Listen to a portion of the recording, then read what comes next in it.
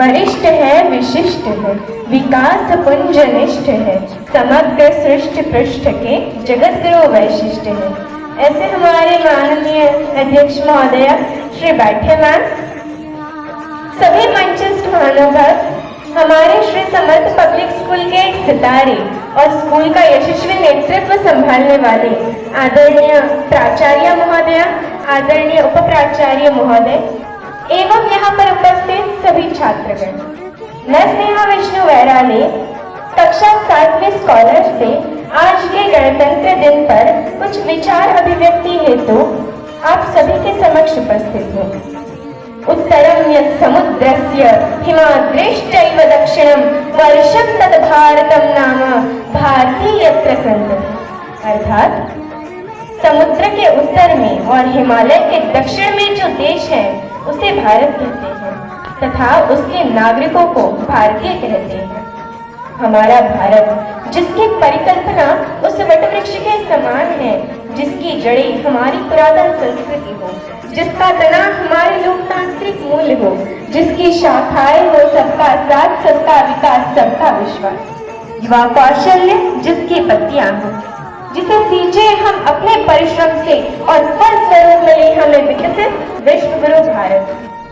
क्योंकि युवाओं की कोई एक स्पष्ट परिभाषा नहीं, अभी तो वो परिदृश्य अवश्य है। वो युवा जो संजीवनी पर्वत लाने में अदम्य साहस रखे, जो गोवर्धन धारी बनकर मर्यादा पुरुषोत्तम की रक्षा करे, लक्ष्मीबाई का युद्ध नंगेली का समर्पण, पद्मिनी का आत्मसम्मान, सीता का संयम झलकारी दायित्व के साथ, सर्वे भवन्तु सुखिनः सर्वे सन्तु निरामया का परिचित्र उदाहरण है।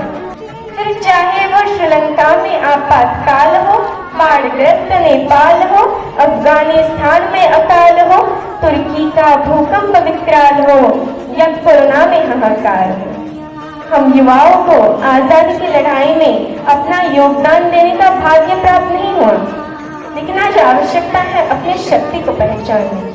क्योंकि हमारे प्रेरणा स्रोत स्वामी विवेकानंद जी कहा करते थे कि यदि मुझे 100 ऊर्जावान युवा मिल जाए तो मैं इस देश की दशा व दिशा दोनों बदल के रख सकता हूँ। ऐसे में हम तो 140 करोड़ हैं, हमारे लिए क्या कठिन, बस आवश्यकता है जामवंत की भूमिका निभाने वाले ऐसे मंचों। बस आवश्यकता है प्रत्येक युवा को ये जानने की कि वो क्या कर सकता है। जिस भी युवा को आध्यात्म में रुचि हो वो धर्म का प्रचार करे, शास्त्रों से परिपक्व युवा सरोजनी नायडू बनकर भारतीय संस्कृति को विदेशों में परिचित करे, तकनीक जानने वाला युवा अब्दुल कलाम बने, IIT NIT से पढ़ने वाला छात्र नासा के लिए नहीं अपितु इसरो के लिए काम करे। हम क्रिकेट, हॉकी, फुटबॉल, कबड्डी खेले तो भारत के लिए खेले।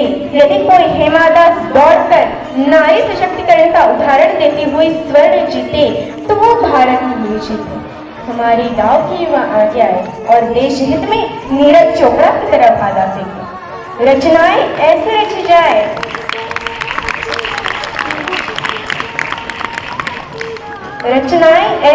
जाए कि साहित्य का नोबेल भारत को प्राप्त हो। हम शिष्टाचार युग बनाए जो जापान से पहले भारत का नाम हो। हमारा भारत एक ऐसा बाग है जिसमें अलग अलग धर्मों के और अलग अलग जातियों के फूल खिलते हैं। हमें उन व्यापारियों की जरूरत नहीं है जो व्यापार करने के लिए फूलों को डालियों से अलग कर दें। हमें तो उन मालियों की आवश्यकता है जो अलग अलग फूलों को सलीके से सजाकर बाग की सुंदरता में वृद्धि करे।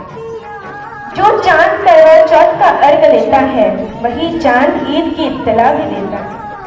चांद ने कभी महसूस नहीं किया हिंदू और मुस्लिम, क्योंकि चांद को वोट नहीं चाहिए। जाति की समस्या का एक ही समाधान है कि जब वो तोड़ने आए तो हम टूटे नहीं। जिन समाचार पत्रों में द्वेष की खबरें छपे उन्हें हम पढ़ना बंद कर दें तो समाचार पत्र अपने आप समझ जाएंगे।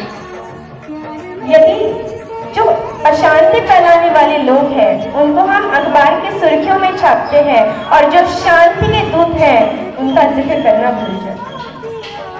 यदि हमने अपने धर्म, अपनी जाति को अपने घर तक सीमित कर लिया और पूरे देश के लिए एक धर्म सुनिश्चित कर दिया, वो भारत का संविधान, तो ना तो फिर किसी को वंदे मातरम बोलने में आपत्ति होगी, ना किसी को भारत माता की जय बोलने में आपत्ति होगी। तो चलिए हम सभी मिलकर ये मंत्र एक बार बोलते हैं, बिना ये सोचे हम हिंदू हैं, मुस्लिम हैं, उच्च जाति से, नीच जाति से, भाजपा से, कांग्रेस से, एक बार भारतीय होकर बोल दे, वंदे वंदे भारत माता की, भारत माता की। बस यही जोश बना रहना चाहिए। जब संगीत से पूछा गया तुम्हारी जाति क्या है, तो संगीत ने कहा मुझे मोहम्मद रफी भी चाहिए और लता मंगेशकर भी। हमें भारतीय राजनीति में पंडित अटल बिहारी वाजपेयी भी चाहिए और एपीजे अब्दुल कलाम। इसके साथ मैं इतना कहना चाहूंगी और आप सभी को आह्वान करना चाहूंगी कि उठो जवान देश की वसुंधरा पुकारती, उठो जवान देश की वसुंधरा पुकारती, ये देश है पुकारता पुकारती माँ भारती, पुकारती माँ भारती। जय हिंद, जय भारत, धन्यवाद।